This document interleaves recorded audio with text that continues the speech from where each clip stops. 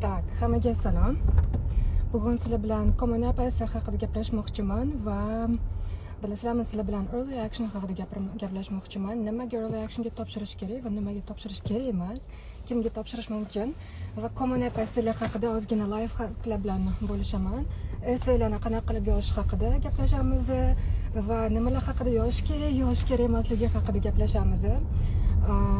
1 noyabrga uncha ko'p vaqt qolgani yo'q. Hozir mana 27 oktyabrda atigi 4 kun qoldi va bizani o'zimizni studentlar bilan essaylarni bitta Common App essayni tushunishingiz uchun yozdan beri yozyapmiz. Iyun oyidan beri yozyapmiz. Oxirgi versiyasini endi tasdiqladim. Tushunyapsizlarmi? Endi tasdiqladim. Unga qancha vaqt ketdi? Yarim yildan ko'proq vaqt ketdi. Chunki har yarim yilda, har oyda, har haftada student o'zgaradi. Bugun o'zi odamzod qanaqa? Hozir bugun bunaqa bo'lsangiz, ertaga boshqachasiz. Va essayingiz ham xuddi shunaqa o'zingiz o'zgarganingiz bilan birgalikda o'zgarish kerak. Ya'ni iyunda yozgan narsangiz dekabrda ochib ko'rsangiz, nima bu deysizda, boshqatdan yozib chiqasiz, lekin bu versiyasi ancha zo'rroq bo'ladi va eng katta life hack shotda Common App yozishda ko'proq vaqt olish. Ko'proq vaqt olishni qanaqa qilib olasiz? Именно siz e'tibor berishingiz kerakki, ko'proq vaqt yozishingiz kerak va har bitta yozayotganingizda o'zingiz transformatsiyangizni ko'rsatib boraverasiz va nima bo'ladi? Yana bu turishda har safar sayqallanaveradi sizni Common App essayingiz. Ya'ni Common App o'zi portali bor. Amerikan top universitetlariga 20 ta universitetga topshirsangiz bo'ladi. Xohlagan universitetingizga, xohlasangiz early actionga, xohlasangiz regular admissionga va u Common App essay yozayotganingizda siz eng katta mana tushunishingiz uchun ko'pchilik aytadi, SAT bilan kirib ketsam bo'ladi, IELTS bilan kirib ketsam bo'ladi deydi. Lekin IELTS va SAT siz atigi 30% zaявkangiz. Atigi 30% zaявkangiz. Tushuntira oldimmi? Keyingi joyda уже yana 30% примерно Common App essay turadi. Ya'ni sizni essaylaringiz qanchalik siz essayda zo'r yozgansiz, qanchalik siz o'zingizni chiroyli ko'rsatgansiz va oxirgi etapda sizni backgroundingiz, sizni motivatsiyangiz qanchalik kontekst bir-biriga to'g'ri kelyapti yo'q, hamma shu narsalar to'g'ri keladi. Va o'shaning uchun Common App ga juda ham katta e'tibor berishingiz shart. Bu juda ham katta narsa. Mana oxirgi 5 yilda necha yildan beri Common App yozish bilan shug'ullansam, bu yil Common App ga ko'proq vaqt ajrataman. Supplemental essaylar tez bitadigan narsa, bo'lmay uning uchun brainstorming qilish qiyin emas. Veb-saytdan informatsiyalar topsa bo'ladi, o'zingizni общий istoriyangizga bog'lasangiz bo'ladi, aktivitalaringizga bog'lasangiz bo'ladi, lekin Common App da unaqa qila olmaysiz. Common App da sizni mana bu honors list, activity listlarni kiritasiz-ku, o'shalarga kiritilmagan narsalaringizni ochib berishingiz kerak. Ya'ni masalan siz viloyatli bo'lsangiz, bizani har doim xalqaro o'rtoqlarimdan so'rayman, foreignersdan so'rayman, иностранные друзья deydi. Ulardan so'rayman, what do you find weird in this country desam, aytishadi, I think that your toilets are kind of deyishadi. Yoki you guys eat horse, how do you eat horse deydi. Ya'ni ot yeyishimizni, ya'ni qazilarni yeyishimizni ular tushunishmaydi va mana shu narsalarni ochib berishingiz kerak. Qanchalik sizni hayotingiz amerikaliklarning hayotidan umuman boshqachaligini ochib berishingiz kerak. Umuman sizni backgroundingizni ochib berishingiz kerak va eng kattasi, eng важныйsi o'zingiz haqingizda ochib berishingiz kerak. Bu yerda именно personal story bo'lish kerak. Har bitta odam mana qaysidir yo'nalishni tanlashidan oldin nimadir predistoriyasi bo'ladi-da. Predistoriyasini topib olishingiz kerak. Nima bo'lgan o'zi hayotingizda? Возможно, sizda kasallik bo'lishi mumkin, lekin bu klishe istoriya bo'lib qoladi. Hammada bo'lgan bu narsa. Yoki klishe istoriyalar bor, osh haqida yozish, oshni hamma yozadi. Butun O'zbekiston yozadi, osh haqida yozmanglar, iltimos. Plov. уже klishe bo'lib qolgan. Tasavvur qiling, priyomniy komissiyada, men o'zim priyomniy komissiyada bo'lmasam ham, har yil 70 ta student chiqaradigan bo'lsam, o'sha 70 ta studentni har bittasi plov yozadigan bo'lsa, endi tasavvur qiling, xalqaro komissiya Garvardga topshirayotganingizda, Garvard yana O'zbekiston, yana plov haqida gapirishadi, точно gapirishadi. И adras, atlas, shu temalar juda ham klishe istoriyalar. O'shani qaytarilmaslikka harakat qilinglar. Common App bu uniqueness, boshqalarga o'xshamasligingiz kerak, boshqalarga yaqin bo'lgan narsani, ularning xayoliga kelmagan bo'lgan narsani aytishingiz kerak. Biz Common App yozdik bu yil. Ancha vaqt editing bilan shug'ullandim, bitta shu Common App da va bilasizmi nima? Bitta amerikanец editorimiz bordi, native speakerlar bilan editing qilamiz. ChatGPT ishlatishimiz mumkin emas, ChatGPTga даже tayyor esselarimizni jo'natish ham mumkin emas, tekshirib berib jo'natish ham mumkin emas, chunki ChatGPT o'ziga olib oladi bu istoriyani va sizlarga primer qilib berish mumkin. O'shaning oldini olish uchun ChatGPTdan вообще ishlatmaymiz.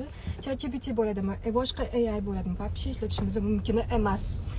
Va nima demoqchi edim, editorlarimiz bitta etudim Stanford alumni esingizda bor bo'lsa, to'liq mentorlikdagi bitta studentimizga zo'r case va idealniy case o'sha Stanfordda o'qigan, ham bakalavriatini, ham magistraturasini Stanfordda o'qigan o'zimizning komandadagi odamga tekshirtirishga berganimda, уже ikkinchi odam tekshiryapti-da, u ikkinchi odam вообще boshqa ideyalarni beradi. Mana qo'yish deb gapirib beryapti bizga.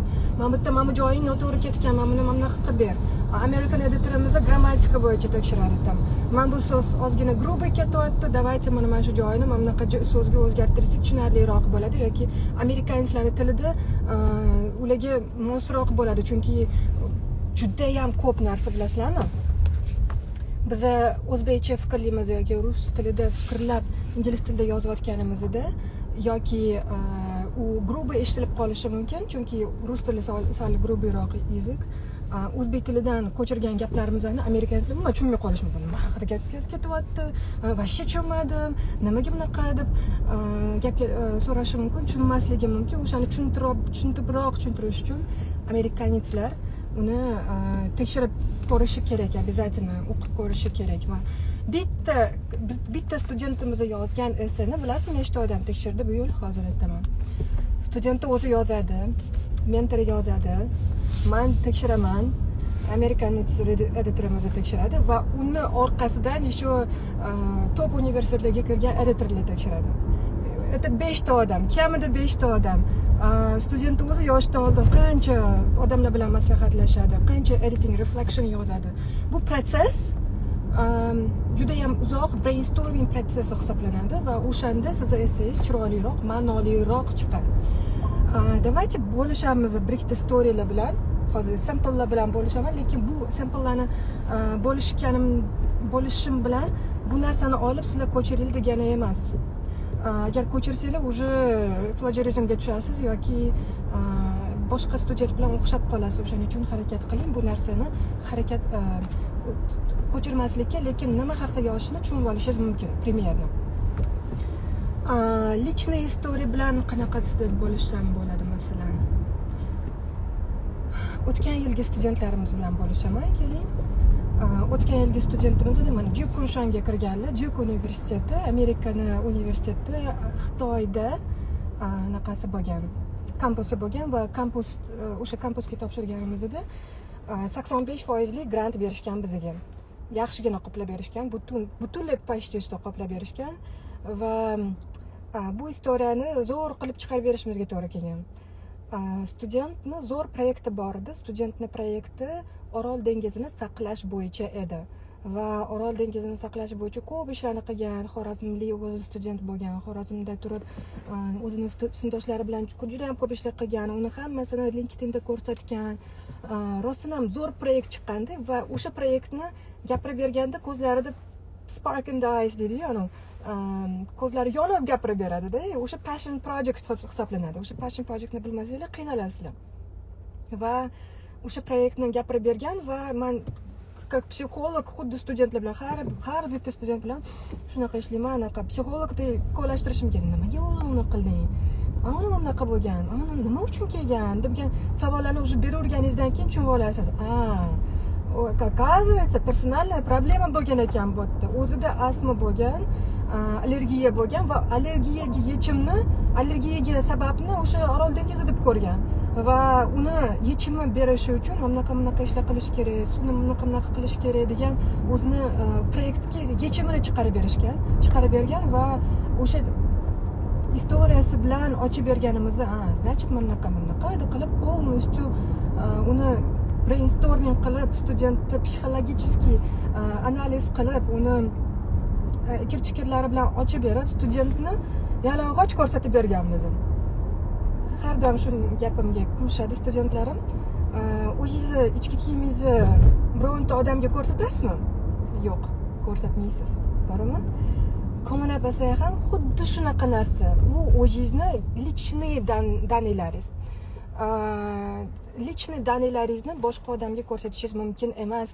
Men bironta har bitta studentimga aytaman, hech kimga ko'rsatmanglar essaylaringlarni. Chunki o'tda sizlarning ichki dunyoinglar, sizlar ichki kiyimda sizlar qanaqa qilib o'zinglarni vulnerabilitiesda, anaqa o'zingizni pastki joylaringizni ko'rsatishingiz mumkin. Yo'q, ko'rsatishingiz mumkin emas. Hech kimga ko'rsatmang. O'rtog'ingiz bo'ladimi, boshqangiz bo'ladimi? Yo'q. Разбираться qilmaydigan odam bo'lsa, mentor bo'lmasa yoki o'shani eksperti bo'lmasa hech kimga ko'rsatmanglar. Вот так вот. И ko'pchilikning problemasi va xatosi bitta narsada xatosi bo'ladiki, faqat problemani gapiradi-da, shu bilan esseni tugatib qo'yadi. Masalan, nima bo'lardi agar student "Emasman, men allergiyaman" deb yig'lab o'tirsa, nima bo'lardi? Nima bo'lardi essay? Essayda mana bo'lmasdi. Nimaga yig'layapti student? Nimaga nolyapti? Faqat nolayotganda, javob yo'q ekanda deydi.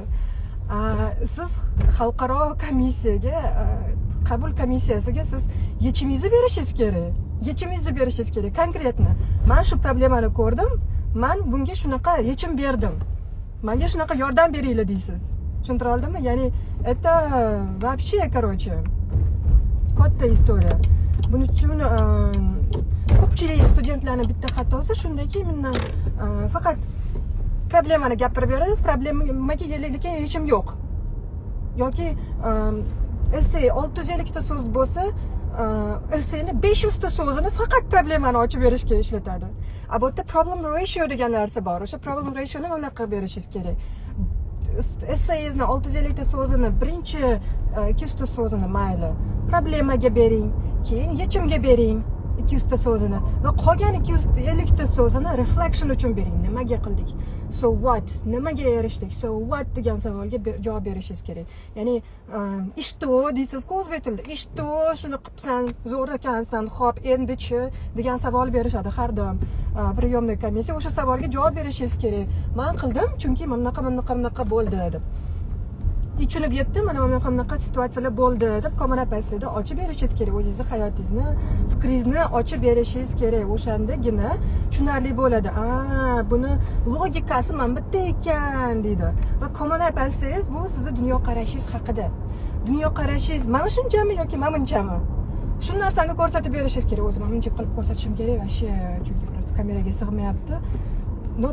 Dunyoqarashingizni ochib berishingiz kerak. Ko'pincha o'shaning uchun ham to'liq mentorlikdagi studentlar aqli yetmaydi ko'p narsalarga. Men uni направлять qilish meni bo'ynimda. Chiroyliroq qilib shuni ko'rsatib berish, yana ochib berish meni bo'ynimda. Shunaqa gaplar. Kommunikatsiya oddiy narsa emas va psixologmisiz debdilar. Yo'q, men psixolog emasman. Men psixolog emasman.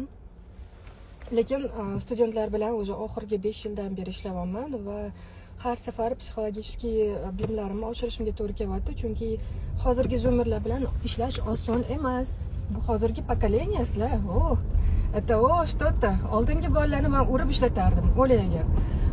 Urishib ishlatardim. Ota-onalar rozi bo'lishardi. Hozir ozgina anaqa nejnayroq bo'lishim kerak. chiroyli podxod topishim kerak. Bitta student bilan ishlasam, ikkita ota-onasi bilan ishlashim kerak. 70 ta studentni jo'natsam, 140 ta ota-ona bilan ishlagan bo'laman, qaranglar. Bu juda ham katta stress va mana men bu 5-yil уже более-менее men o'zimga kelyapman. Это все нормально deb psixologический nagruzkalarga o'zimga dostуп beryapman. Lekin oddiy holatlarda bu hamma ham chiday oladigan narsa emas. Men nechta mentorlar olib ko'rdim o'tgan yili. Jukunshanga kirgan bolani, boshqa bolalarni olib ko'rdim mentorlik qilib yoki boshqa studentlarni olib ko'rdim. Kecha universitetga kirib bu yil anaqa mentor bo'lgan studentlar bilan ishlab ko'rdim. Ular bu psixologический tensionni ishlata olishmaydi, qiynalishadi. Chunki I cannot take it anymore deyishadi. Ya'ni juda ham qiynalib ketdim. Psixologический nagruzka bo'lib ketdi. Ham o'qiyapman, ham studentga o'rgatishim kerak, mentor bo'lishim kerak, ham uni ishini qilib berishim kerak. Yo'q, menga bu juda ham qiyin bo'lib ketdi deyishadi ko'pchiligi. Взрослый odam bo'lmasa, full time shu bilan shug'ullanmasa, bu juda ham qiyin. Особенно chet elda o'qiyotgan odamlar uchun. Chet elda o'qiyotgan odamlar o'zlari hayotida ko'p narsani hali o'rganish kerak, hamma qiyinchiliklardan o'tib ko'rish kerak va buni pasti balandini ko'rib chiqish kerak. Ko'rib chiqqandan keyin ham har yili qiyinlashaveradi fanlari va afsuski yaxshi keyslarni eshitishim qiyin bo'ldi. Или professional podxodlarni eshitishim qiyin bo'ldi bunaqa studentlardan. O'shaning uchun ehtiyot bo'lib tanlaylar. Mentor tanlaysizmi, ekspert tanlaysizmi, kompaniya tanlaysizmi? Men har doim aytganimdek, biz agentство emasmiz. Biz konsalting emasmiz. Sizga ofisimizga kelsak, besplatniy konsultatsiyaga kecha mana shanba kuni kelishibdi. Biz faqat zapis bilan qabul qilamiz-da odamlarni. Dabturusdan kelib shanba kuni yoki yakshanba kuni kelsangiz, men ofisda bo'lmayman. Konsultatsiya uchun zaranее записаться qilib, zaranее mana administratorim bilan gaplashib, boshlang'ich to'lovni to'lab, keyin kelsangiz bo'ladi. Undan oldin kelishingiz yoki yozilmasdan, telefon qilmasdan kelishingiz noto'g'ri bo'ladi. Chunki biz konsalting emasmiz va agentство emasmiz. Agar konsalting bo'lganimizda edi, spesifik universitetlarni berib, mana shu 6 ta universitet bor, shu 6 ta universitetga точно kirasiz, mana shartnomamiz bor degan bo'lardim. Lekin bizani bu narsaga qiziqishimiz yo'q. Mani qiziqishim, naborot sizlar grant olsanglar, naborot kontrakt to'lamasdan o'qisanglar, mana shu mani maqsadim. O'shaning uchun ham kompaniyamizning maqsadi, mission of our company is we make the education affordable. Ya'ni ta'limni biz maksimalni выгодный, ya'ni affordable qilishga yordam beramiz. Maksimalni kamroq to'lashingizga yordam beramiz. Mana shu bizning maqsadimiz. O'shaning uchun konsalting ekansizlar, agentство ekansizlar. Kimdir вообще SAT organizatsiya deb o'ylashadi. Yo'q, SAT organizatsiya emasmiz. Biz studentlarni universitetlarga dорого богато sotamiz. Ya'ni dорого богато deganda faqat studentga fokus beramiz. Hey, konferensiyaga bor, hey, ilmiy maqola yoz, hey, o'yin usulli ishlar, olimpiadaga qatnash, mana bu programmaga topshir, mana bu programmaga topshir deb har hafta individual ishlaymiz student bilan. Mamtga borasan deb men 1 yillik plan tuzib beraman. 1 yillik plan bo'yicha u har hafta meni komandamdagi qizlar bilan individualni ishlaydi. Individualni har bitta essaylarini u faqat universitetga topshiradigan essaylarini emas, balki mana Flexga topshirgan bo'lsa, Flexni essayini to'ldiramiz. Boshqa programmalarga to'ldirgan bo'lsa, hozir mana USCga topshirishyapti, Year Young Global Programs. Yozgi maktablar, Harvardni, Stanfordni, UPennni yozgi maktablariga topshiryapti. Har bitta essayini biz edit qilib berishimiz kerak va ularni o'zlari yozishadi. Biz uni yozish bo'yicha instruksiyalar beramiz, darslar o'tamiz. Ilmiy maqolalar yozib chiqarishda 10-sinf studentlarimiz ilmiy maqola yozib chiqarishdi, tushunasizlarmi? Ilmiy maqolani o'zi nimaligini bilmagan paytda, o'zi 10-sinflar, 9-sinflarda yozib chiqarishdi ular. Men bundan juda ham faxrlanaman. Bu meni eng zo'r studentlarim. Mana shu studentlarni men chet elga jo'natsam, hech qachon qo'rqmayman, hech qachon aeroportda yo'qolib qoladi deb o'ylamayman. Chunki uverimman, mana shu studentimni men tarbiyalaganman. Qanaqa tarafda tarbiyalaganman? Именно odam qilib tarbiyalaganman. Xalqaro ravishda fikrlay oladigan, o'zini fikrini bera oladigan, chet elda ingliz tilida yoki boshqa tilda yo'qolib qolmaydigan insonni tarbiyalaganman. Mana shu studentlarim bilan men uverim bo'laman. lekin boshqa agentstvalar yoki konsaltinglar bu narsaga e'tibor berishmaydi. Afsuski, ularga farqi yo'q. Ketib olsa bo'ldi, vizasini olsa bo'ldi. Vizasi olgandan keyin epladimi, yo'qmi, yashab keta oldimi, o'qib keta oldimi, ularga hech farqi yo'q. Mana shunaqa kompaniyalardan uzoqroq yuringlar, o'zinglarni. Men nechta studentlarni ko'rsataman, soxta dokumentlar haqida YouTube'da videom chiqdi. Оказывается, kompaniyalar soxta dokument qilib, даже ekzamenlarni topshirib berishar ekan. Duolingolarni topshirib berishar ekan. TOEFL'larni topshirib berishar ekan. Men buni ko'rib juda ham ko'zlarim chiqib ketdi. O'ylayga, qanaqasiga odam shunaqa qilishi mumkin? Bu studentni to'g'ridan-to'g'ri grobga jo'natishku, bu o'limga ravo ko'rishku bu. Nima bo'lardi agar nima bo'ladi agar student professorni tushunmasa birinchi oylar? Men o'zim Amerikaga 6,5 IELTS'im bilan 2017-yilda ketganman-da. 2 oy professori vashshe tushunmaganman, o'laygar tushunmaganman. Hozir mana 7,5 olgan studentlarim bor, 8 olgan studentlarim даже bor. Yozgi maktablarda qatnashib ko'rishdi, juda ham tez gapirdi, tushunmayapman deydi. Stanfordni, Babsonni, UPennni yozgi maktablarida qatnashishyapti-da. Tushunmayapman deyishyapti, tez gapiryapti. Men programmani vashshe o'zlashtira olmayapman deyishyapti. IELTS'i bor bolalar, SAT'si bor bolalar. Kecha mana SAT'si 1570 olgan bolam bilan anaqa amerikanец bilan gaplashyapman. Bitta savol berdi. Nima bo'ldi deb tushunmay qolyapti-da, tez gapirganidan emas, u просто that's how native speakers speak. Tushuntira oldimmi? Bu oddiy narsa emas. O'shaning uchun ingliz tilini bilishdan tashqari ingliz tilini qattiq to'g'ri ishlatish, nimada pravilni o'zini tuzish, shu narsalarga ham e'tibor beringlar. Bu просто tak emas hamma narsa. Bekorga IELTS 7,5 so'rashmaydi, bekorga IELTS 9 so'rashmaydi, 8 so'rashmaydi ba'zi universitetlar, 8 so'raydigan universitetlar bor. Bekorga emas hammasi ma'nosi bor. Ertasini o'ylab, sizlarga osonroq bo'lsin deb berishadi. Mana masalan, даже aytaman, hozir SAT studentlar, SAT'si yo'q studentlar, men SAT'si topshirmoqchiman deyshadi-da.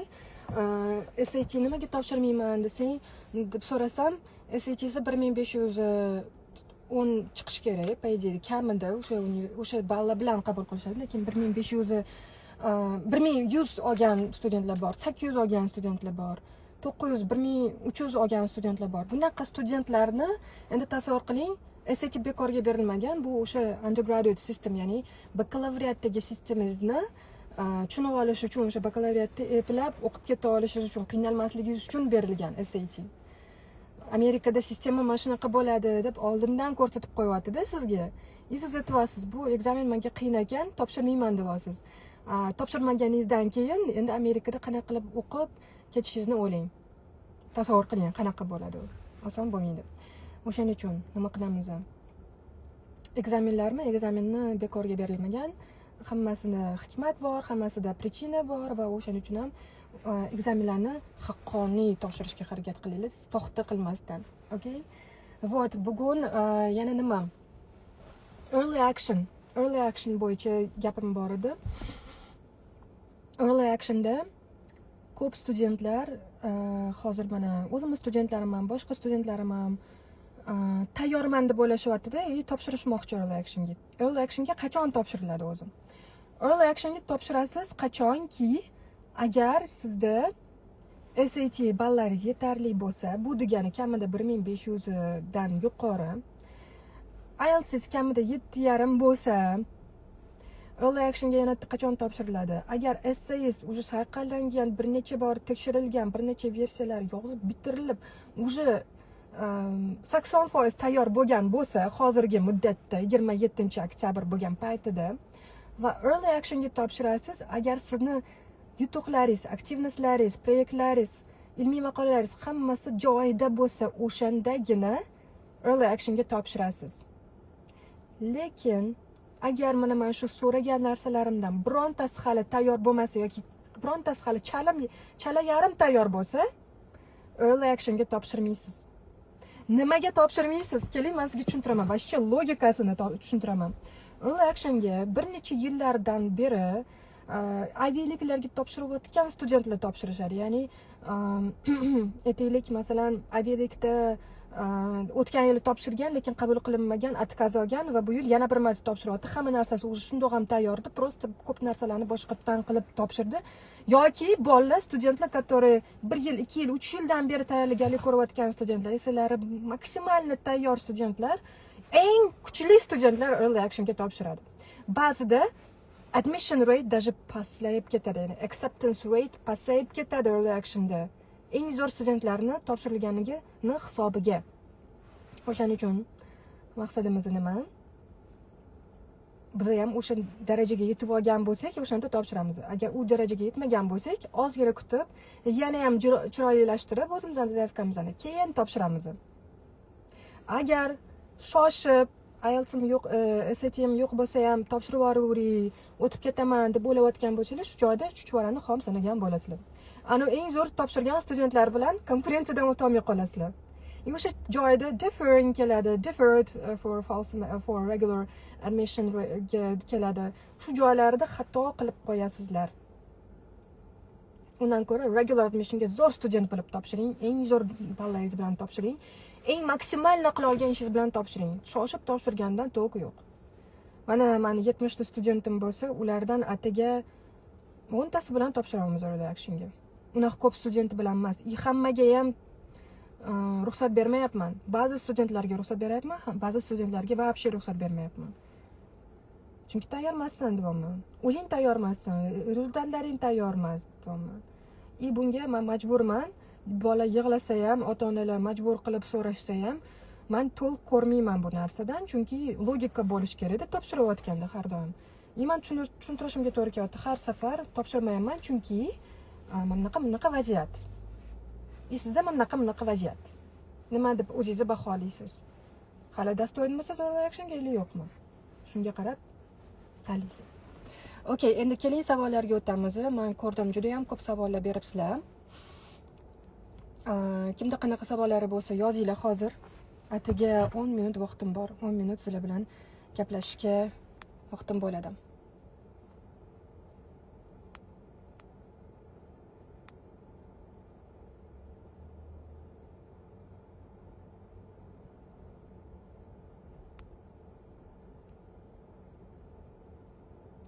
Okay, по теме savollar beringlar. Har xil savollar berishibdi, har xil narsalar yozishibdi. Okay, any questions you have, guys? I'll wait until you will give you any good. El-yurt umidi fondidan foydalanganmisiz degan savol qoldirishibdi. El-yurt umidi stipendiyatiman 2020-yilda meni magistraturamni qoplab berishgan. Bu davlat granti. Agar siz top uchusdagi kirgan universitetga kirgan bo'lsangiz dunyodagi va siz yo'nalishlar bo'yicha to'g'ri kelayotgan bo'lsangiz va davlat ishlarida qaytib kelib 5 yil ishlab berishga rozi bo'lsangiz, ingliz tilida emas, o'zbek tilida gapirishni bilsangiz, suhbatdan o'ta olsangiz, testlardan o'ta olsangiz, o'zbek tilida esse yoza olsangiz, mana shu etaplardan 3 ta etapdan o'ta olsangiz, el-yurt umidini grantini yutishingiz bo'ladi. El-yurt umidi uchun birinchi top uchusdagi kirgan universitetga topshirib olishingiz kerak. Keyingina sizni qabul qilishadi keyingi etaplariga. Okay, savollar. Kimda qanaqa savollar bor?